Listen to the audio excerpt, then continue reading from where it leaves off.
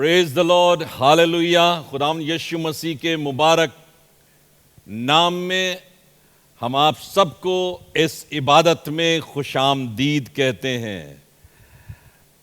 आपके बीच में हाजिर होकर जितने लोग दूर और पास के हमारे साथ सहभागी हो रहे हैं, उनको हम खुदावंद यीशु मसीह में सलाम पेश करते हैं और यही कहना चाहते हैं, हमारी आपकी रिफाकत खुदावंद यीशु मसीह में हमेशा बनी रहे और हम और आप मिल करके प्रभु यीशु मसीह के नाम को महिमा देते रहें। आइए इबादत को इस नगमे के साथ शुरू करेंगे और ये नगमा कुछ इस तरीके से है। प्रभु का दर्शन, यीशु का दर्शन पाके भाई लग जा सेवा में। प्रभु का दर्शन, यीशु का दर्शन पाके भाई लग जा सेवा में। भारतवर्ष बुलावे तुझको, आ बचा मुझको। भारतवर्ष बुलावे तुझको, आ बचा मुझको। आत्माएं मरती, आत्माएं मरती, देखो हजारों पाप के सागर में। प्रभु का दर्शन, यीशु का दर्शन पाके भाई लग जा सेवा में। क्रूस पर अपनी जान प्रभु ने जग के लिए दी। क्रूस पर अपनी जान प्रभु ने जग के लिए दी। जगह है देखो, जगह है देखो, हिंद के लिए उसके हृदय में। जगह है देखो, जगह है देखो, हिंद के लिए उसके हृदय में। प्रभु का दर्शन, यीशु का दर्शन पाके भाई लग जा सेवा में।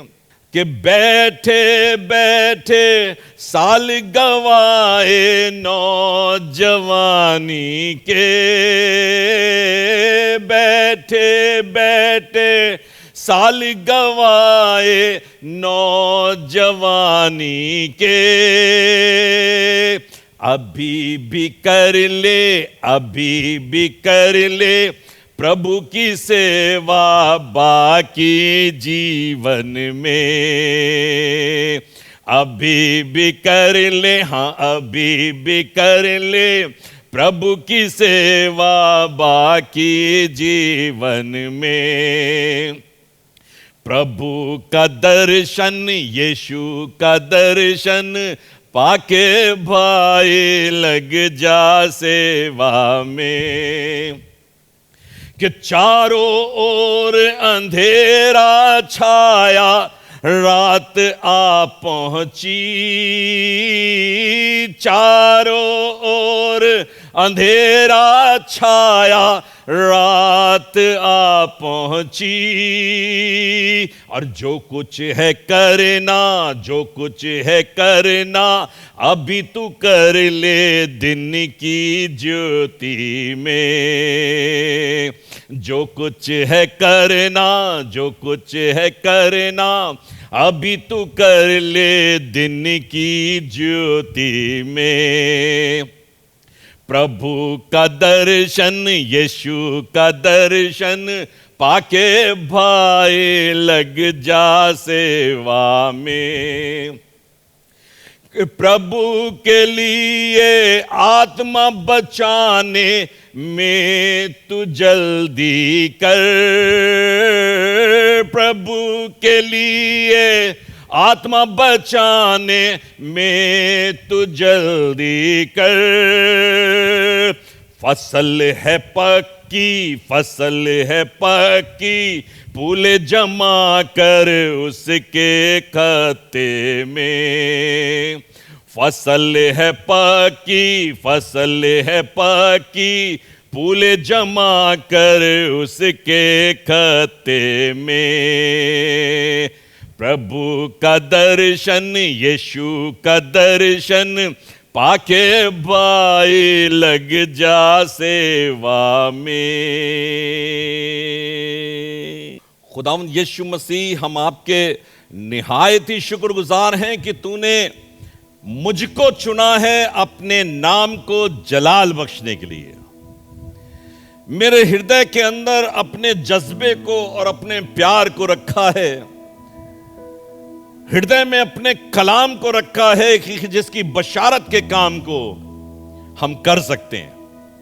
और खुदावंद यीशु मसीह, जो तूने माध्यम दिया है कलीसिया में रहकर, और खुदावंद यीशु मसीह इस इंटरनेट की सेवा के द्वारा तेरे नाम को दुनिया के कोने कोने में पहुंचा सके, इसके लिए हम हाथ उठाकर तेरी शुक्रगुजारी बजा लाते हैं। सारा आदर, सारी महिमा, सारी ऊंचाइयां खुदावंद यीशु मसीह आपको मिले। और कहना चाहते हैं खुदावंद यीशु मसीह, आप ही का आत्मा जिसने मेरी जिंदगी में काम किया है, वही सुनने वाले लोगों की जिंदगियों में भरपूरी के साथ आज कार्य करने वाला हो सके। मुबारक यीशु मसीह के नाम में होकर मांग लेते हैं। सुन लीजिए और कबूल कर लीजिए, और सब लोग मिलकर के कहें आमीन, हालेलुया। खुदावंद यीशु मसीह के मुबारक नाम में आज हम आपसे फिर से हम कलाम होते हुए बहुत खुश हैं। हमारी जिंदगी काश के बहुत से लोगों के लिए प्रभु यीशु मसीह में होकर आशीष का कारण बनी रहे, ये मेरे दिल की तमन्ना है। इसलिए मेरे दिल की तमन्ना है कि आप निरंतर इन वचनों के द्वारा जो आप सुनते हैं, इसको हृदय में ग्रहण करने वाले हो सकें। खुदा बाप आपकी जिंदगी के अंदर अपनी मोहब्बत को भरपूरी के साथ दिखाना चाहता है। आइए इस संदेश को प्रारंभ करें, जिसका शीर्षक है choose God as you are chosen by him. खुदावंद को, परमेश्वर को चुनो, क्योंकि परमेश्वर ने तुमको चुन लिया है। खुदावंद को चुनो। बहुत से लोग इस बात को शायद अभी तक समझ नहीं पाए या समझने की कोशिश नहीं करते। आज दुनिया के हर एक आदमी के लिए, हर एक महिला के लिए, हर एक बच्चे, बुजुर्ग, जवान के लिए आज खुदा का कलाम है। और खुदा आपसे कहना चाहता है कि खुदा को चुन लो अपनी जिंदगी के अंदर। अपनी जिंदगी के अंदर प्राथमिकता देने के लिए उसे चुन लो। हर एक कार्य के अंदर परमेश्वर पिता को महिमा देने के लिए उसे चुन लो। जो कुछ भी कार्य करेंगे परमेश्वर के भय में करेंगे, इसके लिए उसे चुन लो, क्योंकि खुदा ने आपको चुन लिया है। अगर आज तक ये बात नहीं समझे, अगर आज तक ये बात समझ में नहीं आई, तो आज मैं इस समय आपसे मुखातिब होना चाहता हूं खुदा के कलाम में होकर कि खुदा ने आपको चुना है।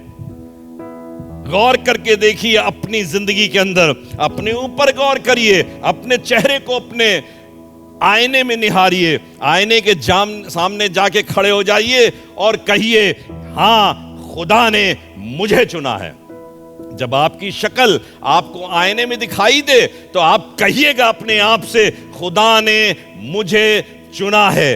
क्योंकि यह हकीकत है, परमेश्वर ने आपको चुना है। लेकिन दुनिया में रहते हुए कई बार जब आपको अपनी शक्ल दिखाई नहीं पड़ती और दूसरों की दिखाई पड़ती है, तो आपको ऐसा लगता है फलां के साथ परमेश्वर है, फलां के साथ परमेश्वर है, फलां के साथ परमेश्वर कार्य कर रहा है, फलां के साथ परमेश्वर कार्य कर रहा है। मेरे साथ परमेश्वर है कि नहीं है, इस बात का अंदेशा आपको हमेशा सताता है। लेकिन आज मैं आपसे कह रहा हूं, जितनी बार आईने के सामने खड़े हो जाना तो सिर्फ एक ही बात कहना, परमेश्वर ने मुझे चुना है अपनी महिमा के लिए, परमेश्वर ने मुझे बुलाया है अपने जलाल के लिए। और आज बहुत सी जगहों की यह हालत है, खुदा के लोग भी और जो खुदा को नहीं जानते वो लोग भी सब एक ही परिस्थिति का शिकार हैं, एक ही हादसे का शिकार हैं। सब लोग अपने अपने घरों के अंदर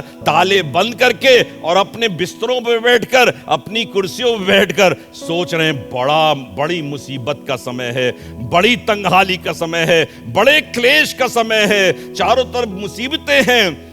कोरोना ने लोगों को घेर रखा है, दहशत ने लोगों को घेर रखा है, मरी ने लोगों को घेर रखा है, लोग सताए जा रहे हैं, इस बात ने घेर रखा है, लोग परेशान हैं।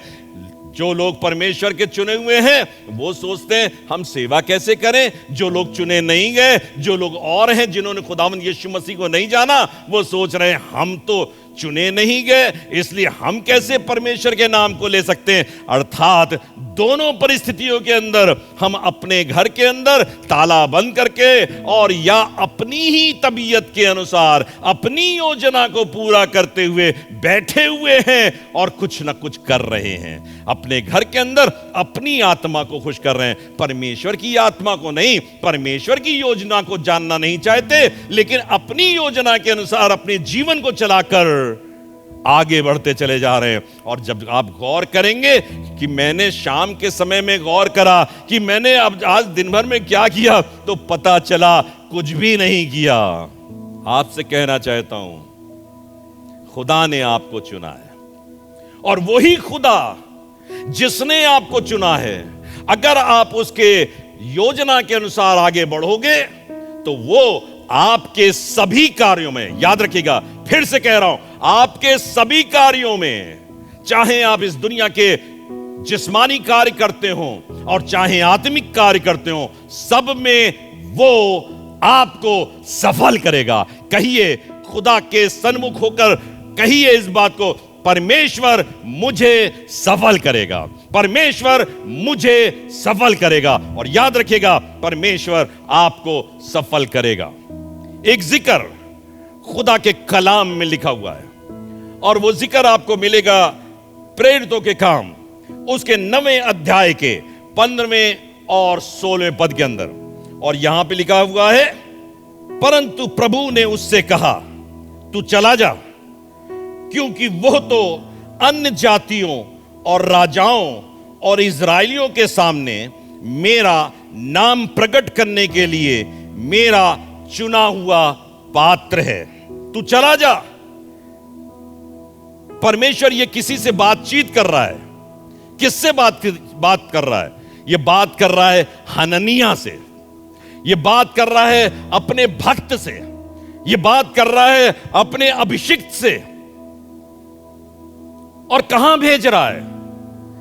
भेज रहा है ऐसे शख्स के पास जो परमेश्वरी कार्य को बिगाड़ रहा था, जो परमेश्वर के लोगों को सता रहा था, जो कलीसियाओं को उजाड़ रहा था, और वो उनके पास परमेश्वर अपने भक्त को भेज रहा है। क्या नाम है उस शख्स का? उसका नाम है शाऊल।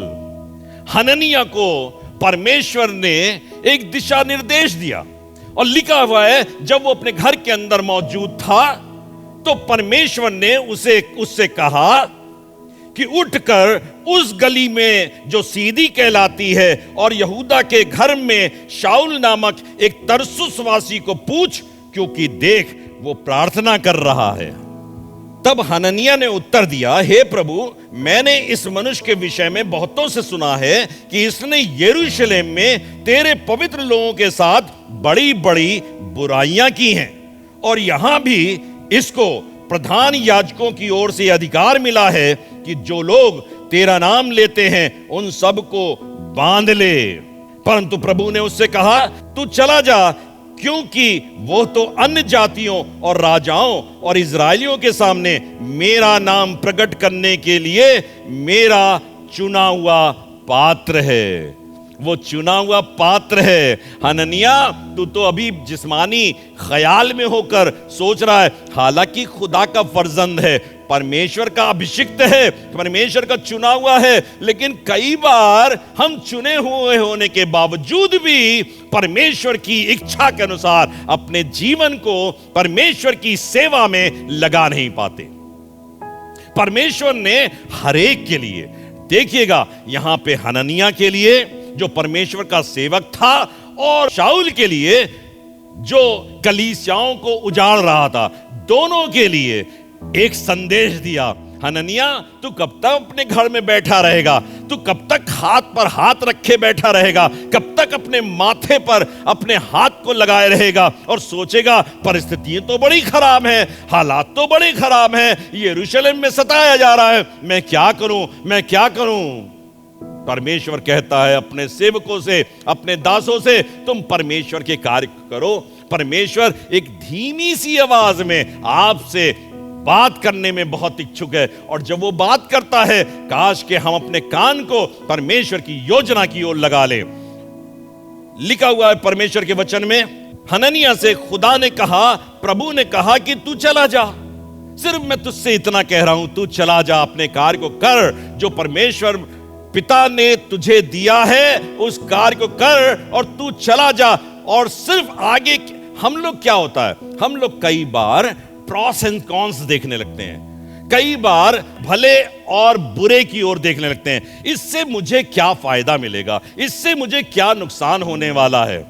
हननिया को खुदा बात कर रहा है, और खुदा के बात करने के बावजूद भी आर्ग्यूमेंट क्या कर रहा है, कह रहा है मैंने तो इस शख्स के बारे में सुना है कि ये तो तेरे लोगों को बहुत सता रहा है, ये तो महायाजकों और याजकों की तरफ से आदेश लेकर के आया है कि इस जगह पर भी मंदिर में जो लोग तेरे नाम से उपासना करते हुए पाए जाएं, उनको पकड़ ले, उनको हथकड़ी लगाए और कैद खाने में उन्हें डाल दे।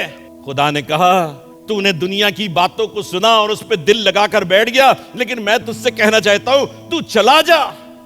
और आज आपसे भी खुदा बहुत से लोगों से, बहुत से खुदा के खादिमों से आज परमेश्वर का संदेश एक ही बात कहना चाहता है, तू चला जा, तू मेरे कार्य को कर, जो मैंने कार्य तुझे करने के लिए सुपुर्द किया है उसको कर। और दूसरी ओर खुदा शाऊल के लिए कह रहा है, मैंने उसे चुना है, क्योंकि ये तो अन्य जातियों और राजाओं और इजरायलियों के सामने मेरा नाम प्रकट करने के लिए मेरा चुना हुआ पात्र है। आज मैं कुछ एक चीजों के ऊपर आपका ध्यान आकर्षित करना चलूंगा। पहली चीज, चुने हुए हैं आप। पहली चीज, चुने हुए हैं। क्या है? चुने हुए। आप कहिए, मैं चुना हुआ हूं, मैं परमेश्वर की ओर से चुना हुआ हूं। आप देखिए, आपके जीवन में परिवर्तन आ जाएगा, आपकी परिस्थितियां बदलने लगेंगी जब आप शैतान की और शैतान की योजना के सामने कहेंगे, मैं परमेश्वर का चुना हुआ हूं। मजाल नहीं कि शैतान आपकी ओर देख ले, मजाल नहीं कि शैतान आपके ऊपर आक्रमण करे, मजाल नहीं शैतान आपको रत्ती मात्र भी आपको नुकसान पहुंचाने वाला हो सके। परमेश्वर की सेविकाई चुने हुए पर आधारित है, चुने जाने पर आधारित है। लिखा है रोमियो की पत्री 9वें अध्याय के 11वें पद के अंदर, बहुत शानदार बात है। लिखा हुआ है, अभी तक ना तो बालक जन्मे थे और ना उन्हें कुछ भला या बुरा किया था। ना तो बालक जन्मे थे और ना उन्होंने कुछ भला या बुरा किया था, कि उसने कहा कि जेठा छुटके का दास होगा। और आगे लिखा हुआ है 12वें पद के अंदर, इसलिए कि परमेश्वर की मनसा जो उसके चुन लेने के अनुसार है, कर्मों के कारण नहीं परंतु बुलाने वाले पर बनी रहे। परमेश्वर की इच्छा, परमेश्वर की सेविकाइयां सब चुन लेने के अनुसार हैं। क्या लिखा हुआ है? रिबका ने अभी, जो इसहाक की पत्नी थी, अभी पुत्र नहीं जन्मे थे, अभी बेटे जन्मे नहीं थे, लेकिन पहले ही कह दिया गया कि छुटका जो होगा वो जेठे के ऊपर, बड़े के ऊपर राज्य करेगा। जेठा छुटके का दास हो जाएगा। मैं आपको बताना चाहता हूं, आपके लिए भी परमेश्वर ने अभी से योजना बनाई है। जब आप पैदा ही हुए थे तब परमेश्वर ने चुनकर दुनिया के अंदर रखा। काश के हम इस बात को महसूस कर ले कि गॉड हैज चोजन मी, इसलिए हमको भी उसे चुन लेना है। You have to choose God first, you have to choose God first because God has already chosen you. रोमियो की पत्री उसके 11वें अध्याय के 5वें पद में सारी चीजें परमेश्वर की तरफ से निर्धारित कर दी जाती हैं। पता नहीं क्यों हम अपनी युक्तियों, अपने सोच विचारों के अंदर, अपनी सोच के अंदर बहुत परेशान होते हैं। आपको एक जिक्र बताऊं, एलिया नबी जो भागा चला जा रहा है, भागा चला जा रहा है, और परमेश्वर के दूत ने रास्ते में उससे बात करी और उससे कहा, एलिया तेरा यहां क्या काम, तू यहां क्यों बैठा हुआ है? तो एलिया ने जवाब दिया, एलिया ने उससे कहा कि वो लोग सब तेरे लोगों के खिलाफ हो गए, तेरे नबियों को मार डाला है और सारे नबी कत्ल कर दिए गए, और मैं ही अकेला बच निकला हूं, मैं निकला हूं, और वो मेरी भी घात में है कि मुझे नाश कर दें। रोमियो की पत्री 11वें अध्याय के 5वें पद में लिखा है, सो इसी रीति से इस समय भी अनुग्रह से चुने हुए कितने लोग बाकी हैं। क्या बात ये कह रहा है? खुदा ने कहा, एलिया तू इस बात पे फकर मत कर, इस बात पे घमंड मत कर, इस बात को अपने विचार के अंदर मत ला कि तू अकेला बच निकला है, लेकिन मैं बताना चाहता हूं तेरे उन लोगों में जिनकी बाबत तू बड़ी चिंतित है, मैंने अभी तक 7,000 लोगों को, याद रखिएगा 7, एलिया कह रहा है एक भी नहीं, खुदा कह रहा 7,000 लोग, 7,000 लोगों को मैंने रख छोड़ा है जिन्होंने अभी तक बाल के सामने घुटने नहीं टेके हैं। परमेश्वर सारी योजना को पहले बना लेता है, उसके सामने सारी योजनाएं बनी हैं। आपसे मैं कहना चाह रहा हूं, जब परमेश्वर ने योजना खुद ठहराई है तो क्यों नहीं हमें चाहिए कि हम अपने आप को परमेश्वर के हाथों में सुपुर्द कर दें, उससे कहें खुदा बाप मुझे जैसा चाहता है इस्तेमाल कर ले, मैं चलने के लिए तैयार हूं। एलिया तू कहां भाग के जा रहा है? तेरे भागने से तू भाग नहीं पाएगा, तुझे तो मेरी सेवा करनी होगी। हननिया से खुदा ने कह दिया कि तू चला जा, क्योंकि शाऊल ने जो वहां पर प्रार्थना कर रहा है तुझे देख लिया है। हननिया तू उसके ऊपर जाएगा, अपने हाथ को रखेगा, ये बात शाऊल देख चुका है, तू चुन लिया गया, और वहां पर जा और शाऊल के ऊपर हाथ रखे ताकि वो बीनाई हासिल करे, ताकि उसके आंखों में रोशनी आ जाए, जो कुछ दिन पहले अर्थात 3 दिन पहले उसकी आंखों से चली गई थी जब उसने परमेश्वर के दर्शन को प्राप्त किया था। रोमियो की पत्री उसके 11वें अध्याय के 7वें पद में लिखा है, सो परिणाम क्या हुआ? इजरायली जिसकी खोज में है वो उनको नहीं मिला, परंतु चुने हुओं को मिला, और शेष लोग कठोर कर दिए गए। खुदा बाप आज हर चुने हुए के लिए पक्ष में खड़ा है। जितने लोग उसे पहचान लेंगे, जितने लोग खुदा को भी चुन लेंगे, उसने चुन लिया है। अगर आप उसे चुन लोगे, खुदा आपके पक्ष में हो जाएगा। पहला थिस्सलुनीके की पत्री उसके पहले अध्याय के 4 पद में लिखा है, और हे भाइयों परमेश्वर के प्रिय लोगों, हम जानते हैं कि तुम चुने हुए। थिस्सलुनीके की मंडली को पौलुस रसूल संबोधित करते हुए कह रहा है कि परमेश्वर के प्रिय लोगों, क्या कह रहा है? सब लोगों से कह रहा है, परमेश्वर के प्रिय लोगों। मैं भी कह रहा हूं, सबसे कह रहा हूं, दुनिया के हर एक शख्स से कह रहा हूं, परमेश्वर के प्रिय लोगों, हम जानते हैं कि तुम चुने हुए हो, हम जानते हैं कि तुम चुने हुए हो। और दूसरा पत्रस उसके पहले अध्याय के 10वें पद में लिखा है, इस कारण हे भाइयों, इस कारण, मैं आपसे कह रहा हूं, पतरस ने कहा इस कारण हे भाइयों, अपने बुलाए जाने और चुन लिए जाने को सिद्ध करने का भली भांति यत्न करो। कौन सिद्ध करेगा? परमेश्वर ने चुन लिया, लेकिन इस बात को सिद्धता या कमालियत कौन बख्शेगा? आप जो चुने गए हो। लिखा है, इसलिए अपने चुन लिए जाने को सिद्ध करने का भली भांति यत्न करो, क्योंकि यदि ऐसा करोगे तो कभी ठोकर ना खाओगे। मतलब क्या है? घर में बैठे हुए हम ठोकर खा सकते हैं, घर में बैठे बैठे मुसीबतों के शिकार हो सकते हैं, घर में बैठे बैठे तो हम मौत के भी शिकार हो सकते हैं, लेकिन अगर परमेश्वर के कार्य को हम करेंगे तो लिखा है तुम ठोकर ना खाओगे। मैंने अंग्रेजी जबान में लिखा है, all men are called to become God's elect. All men are called to become God's elect. खुदा को चुन लेते हैं तो परमेश्वर कहता है तुम मेरे चुने हुए हो। क्या कहा मैंने?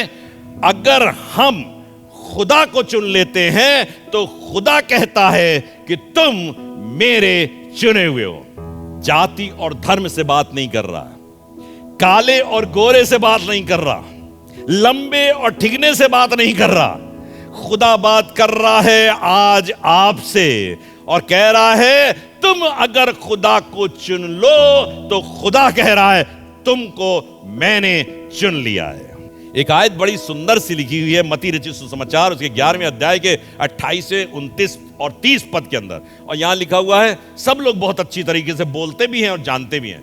यहां क्या लिखा है? हे सब परिश्रम करने वालों। किसके लिए कह रहा है? सब, कहिए सब। हे सब परिश्रम करने वालों और बोझ से दबे लोगों। हम लोग बोझ से दबे हुए हैं ना? जो लोग बोझ से दबे हुए हैं वो कह सकते हैं मैं बोझ से दबा हुआ हूं। आप बोझ से दबे हुए, मैं बोझ से दबा हुआ हूं। तो खुदा आज मुझसे और आपसे कह रहा है, हे सब परिश्रम करने वालों और बोझ से दबे लोगों, किसके पास आओ? मेरे पास आओ। परमेश्वर कह रहा है मेरे पास आओ और मैं तुम्हें विश्राम दूंगा। वो इजरायलियों से बात नहीं कर रहा, वो अन्य जातियों से बात नहीं कर रहा, वो सबसे बात कर रहा है, बनी नौ इंसान से बात कर रहा है और कह रहा है हे सब परिश्रम करने वाले लोगों मेरे पास आओ, मैं तुम्हें विश्राम दूंगा। और लिखा हुआ है मेरा जुआ अपने ऊपर उठा लो, मतलब मेरी सेविकाई में लग जाओ और मुझसे सीखो, क्योंकि मैं नम्र और मन में दीन हूं और तुम अपने मन में विश्राम पाओगे। Then you will receive peace in your soul. तब तुम अपने मन में विश्राम कहोगे, अपने मन में विश्राम पाओगे, क्योंकि मेरा जुआ सहज और मेरा बोझ हल्का है। मेरा जुआ सहज और मेरा बोझ हल्का है। आज मैंने कलाम किया उन सब लोगों से जो लोग परमेश्वर के सेवक कहलाते हैं, जो अपने आप को चुना हुआ कहते हैं। मैंने कलाम किया उन सब लोगों से जो परमेश्वर के सेवक नहीं कहलाते और अपने आप को अपना अकेला और छोड़ा हुआ समझ रहे हैं। मैं किसी लायक नहीं हूं, मैं तो बुढ़ा हो गया हूं, मैं तो बच्चा हूं, अभी तो जवानी के दिन है, खेलने खालने कूदने के दिन है। मैं आप सबसे कहना चाह रहा हूं, ऐ बोझ से दबे मांदे लोगों, परमेश्वर के पास आओ। वो तुमको विश्राम देगा, वो तुमको आराम देगा, वो तुम्हारे जीवन के अंदर शांति भर देगा। इस दुनिया में तो तुम्हें क्लेश और मुसीबतों का सामना करना पड़ता है। हननिया कह रहा है इसको तो मैंने सुना है, ये तो बहुत संग दिल है और ये लोगों को कैद खाने में डाल रहा है, ये कोड़े लगा रहा है। खुदा कह रहा है नहीं बेटा, जो लोग परेशान हैं उन्हीं के लिए मैं आया हूं। और तुझे नहीं मालूम हननिया, तुझे नहीं मालूम मैंने शाऊल को काहे लिए चुना है। ये बड़ी बड़ी सेविका ये करेगा, राजाओं महाराजाओं के पास जाएगा। खुदा दोनों को चुनना जानता है, लेकिन अगर हम खुदा को नहीं चुनेंगे तो हम छूट जाएंगे। ध्यान देके सुनिए, अगर हम खुदा को नहीं चुनेंगे तो एक बात खुदा के कलाम की आपके जीवन में सिद्ध हो जाएगी। यह मिलेगा रोमियो रचित सुसमाचार उसके 9वें अध्याय के 21वें पद में। खतरनाक बात लिखी हुई है।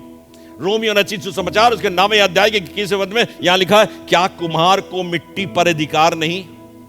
क्या कुम्हार को मिट्टी पर अधिकार नहीं कि एक ही लौंदे में से एक बर्तन आदर के लिए और दूसरे को अनादर के लिए बनाए? तो इसमें कौन सी अचंभे की बात है?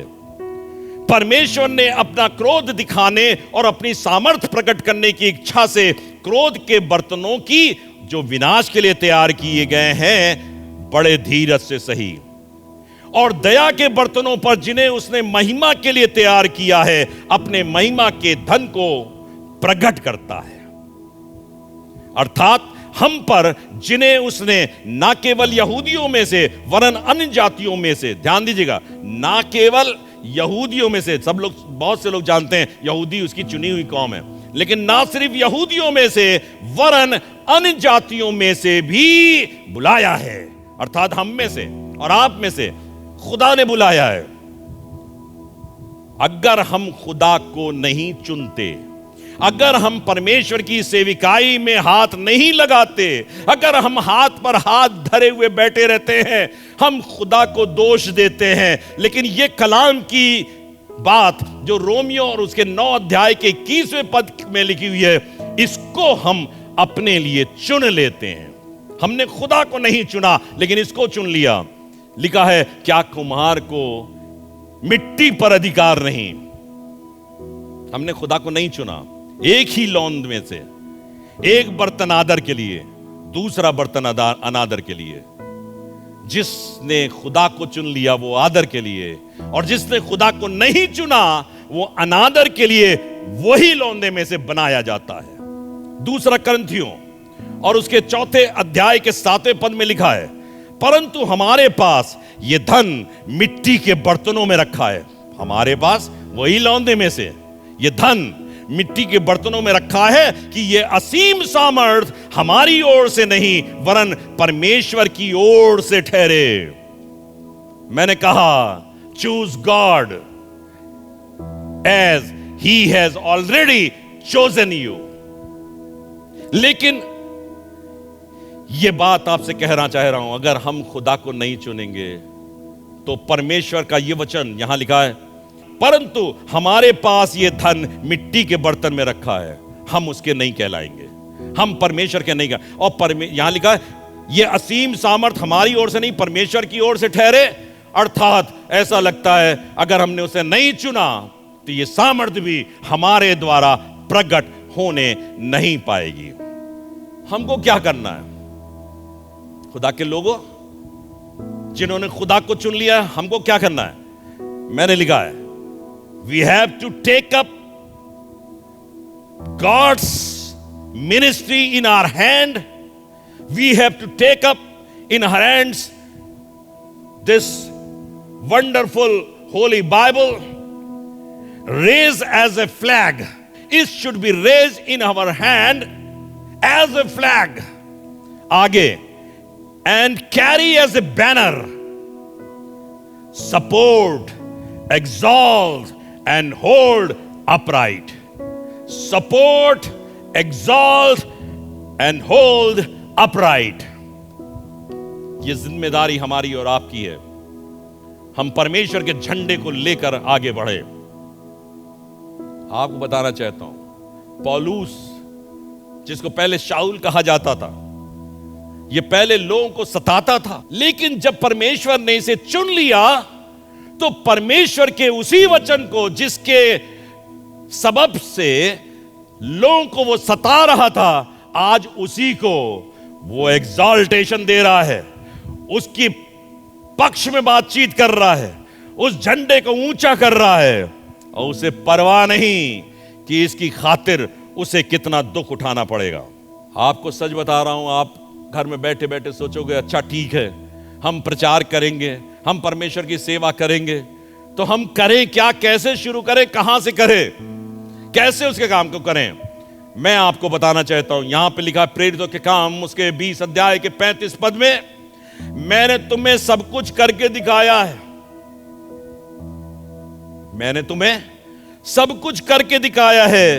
ये बात पौलुस कह रहा है, मैंने तुम्हें सब कुछ करके दिखाया है। ये बातें जो आज हम आपसे कह रहे करने के लिए, आपके पीछे बहुत से लोग, बहुत से सेवा करने वाले लोग उन बातों को कर चुके, करके दिखाया है कि इस रीत से परिश्रम करते हुए निर्बलों को संभालना और प्रभु यीशु की बातें स्मरण रखना अवश्य है। उसने आप ही कहा है, लेने से देना धन्य है। परमेश्वर अपने कलाम के अंदर उन तमाम क्रियाओं को जो हमको करनी है ऑलरेडी बता चुका है। मैं सिर्फ आज आपसे यही कहना चाहता हूं, अपने आप को परमेश्वर के हाथों में सुपुर्द कर दें और परमेश्वर से कहें, परमेश्वर तूने मुझे चुना है, मैं भी तुझे चुनकर अपने आप को सेवा में लगाता हूं। खुदाम यीशु मसीह जब इस दुनिया के अंदर थे, एक और कार्य के द्वारा वो लोगों को बता रहे थे हमें क्या करना है। जब उसने बहुतेरे फरीसियों और सदूकियों को बपतिस्मे के लिए अपने पास आते हुए देखा तो उनसे कहा, हे सांप के बच्चों, तुम्हें किसने जता दिया कि आने वाले क्रोध से भागो। लूका रचित सुसमाचार 6 अध्याय के 47 में लिखा है, जो कोई मेरे पास आता है, मेरी बातें सुनकर उन्हें मानता है, मैं तुम्हें बताता हूं वो किसके समान है। लूका रचित सुसमाचार 12वें अध्याय के 5 पद में लिखा है, मैं तुम्हें चिताता हूं, तुम्हें किससे डरना चाहिए। घात करने के बाद जिसको नरक में डालने का अधिकार है उसी से डरो, वरन मैं तुमसे कहता हूं उसी से डरो। खुदा बाप यीशु मसीह जब इस दुनिया में था, सारे कार्यों को मेरे पास समय नहीं कि मैं आपको एक एक बात की चर्चा करूं, लेकिन वो सारी चर्चा का विषय इस किताब मुकद्दस में लिखा हुआ है। घर में इन दिनों के अंदर जब आप फ्री हैं, इसको पढ़िए, आपको बताया जाएगा खुदा के कलाम से कि आपको क्या कुछ करना है। परमेश्वर का आत्मा आपको सिखाएगा जिस तरीके से पौलुस को सिखाया। मैं आखिरी बात कहकर अपनी वाणी को विराम दूंगा। यहां लिखा है मैंने, instead of spending his life in persecuting others, पौलुस रसूल के लिए, instead of spreading his life in persecuting others, he must expand it in being persecuted for that very preaching he once persecuted। क्या मतलब है इसका? बजाय इसके कि वो परमेश्वर की सेविकाई में लगे हुए लोगों को यातनाएं दे, उसको एक कार्य करना है, उसी प्रचार के लिए अपने आप को खड़ा करना है जिसके लिए वो लोगों को सताया करता था। अब खुद भी उसको प्रचार करना है। मेरे लोगों, आज बहुत से लोग होंगे जो खुदा के लोगों के खिलाफ होकर कार्य करते होंगे, लेकिन आपसे कहना चाहते हैं, आपको भी खुदा ने चुना है। शाऊल की मानिंद आपको भी चुना है और आज हमें आवश्यकता है कि खुदा के हाथों में अपने आप को दे दें। खुदा के लोग आपके निकट, आपके आसपास कहीं रहते हैं। आज परमेश्वर के लोगों की बड़ी इच्छा है, मेरी इच्छा है, मैं यहीं से आपके ऊपर हाथ रखना चाहता हूं, आपको आशीष देना चाहता हूं। आप परमेश्वर की सेवा के लिए अपने आप को लगा दीजिए, क्योंकि परमेश्वर ने आपको चुना है ताकि परमेश्वर का कार्य निरंतर और निरंतर बढ़ता चला जाए और मेरे दिल की और आपके दिल की वो इच्छा पूरी हो जाए कि ये सारा देश, ये सारा विश्व खुदावंद यीशु मसीह के नाम से जाना जाए। ये कैसे होगा? खड़े हो जाइए अपनी जगह पर, stand up at your place और ले लीजिए खुदा के कलाम को अपने हाथ में और कह दीजिए, ये बैनर आज से कभी नीचे नहीं होगा, ये बैनर हमेशा ऊंचा रहेगा। इसे अपहोल्ड कीजिए, अपनी ऊंचाइयों पर पहुंचाइए। अपनी जिंदगी का एक एक लम्हा खुदा के लिए खर्च कर दीजिए। दुनिया में बहुत से काम है करने के लिए, आप इतना ज्यादा मसरूफ रहने लगे, खुदा के काम के लिए वक्त ही नहीं है। लेकिन मैं आपसे कहना चाहता हूं, खुदा के काम के लिए वक्त निकालिए, रात में निकालिए, सवेरे निकालिए, सोते समय निकालिए, परमेश्वर की सेवा कीजिए, खुदा आपको बहुत बरकत देगा। आइए दुआ करें। खुदावंद यीशु मसीह, हम हर एक को तेरे नाम में कर आशीष देते हैं और हर एक जिंदगी को जिसने तेरे कलाम को एक्सेप्ट किया है, हम चाहते हैं वो तेरे लिए मखसूस की जाए, यीशु के नाम में मखसूस की जाए और परमेश्वर का काम ऊंचाइयों को हासिल करे। जो लोग आज तेरे लोगों के खिलाफ है, जो लोग तेरे लोगों के विरोध में खड़े होते हैं, तेरा आत्मा आज उनसे भी बातचीत करे और वो तेरी सेविकाई में लग जाएं। सारा जहान यीशु मसीह के नाम को महिमा देने वाला हो। सब कुछ तेरे हवाले करते यीशु मसीह के नाम से मांग लेते हैं, आमीन। आइए हम सब अपनी जगह पे खड़े हो जाएंगे और खुदावंद की दुआ को अपनी जुबान से बोलेंगे। आए हमारे बाप, तू जो आसमान पर है, तेरा नाम पाक माना जाए, तेरी बादशाहत आए, तेरी मर्जी जैसे आसमान पर पूरी होती है जमीन पर भी पूरी हो। हमारे रोज की रोटी आज हम बख्श दे। जिस तरह अपने कसूर वालों को माफ करते हैं, हमारे कसूरों को माफ कर। हमें आजमाइश ना पड़ने दे, बल्कि बुराई से बचा, क्योंकि बादशाहत, कुदरत और जलाल हमेशा तेरी ही है। आमीन। अब हमारे खुदावंद यीशु मसीह का फजल और खुदा बाप की मोहब्बत और रूह पाक की शराकत और इफाकत हम में से हर एक शख्स के साथ अब से लेकर हमेशा तक बनी रहे। आमीन। हम assembly believer church India Panki की तरफ से आपसे मुखातिब हैं और आपसे यही कहना चाहते हैं, खुदा में लगे रहिए। हमसे आप टेलीफोन के माध्यम से संपर्क कर सकते हैं। हमारा टेलीफोन नंबर है 051225700108। हम आपसे कहना चाहते हैं, आप निरंतर खुदावंद की सेवा में अग्रणी रोल अदा करते रहिए। खुदा आपको बहुत बहुत बरकत दे।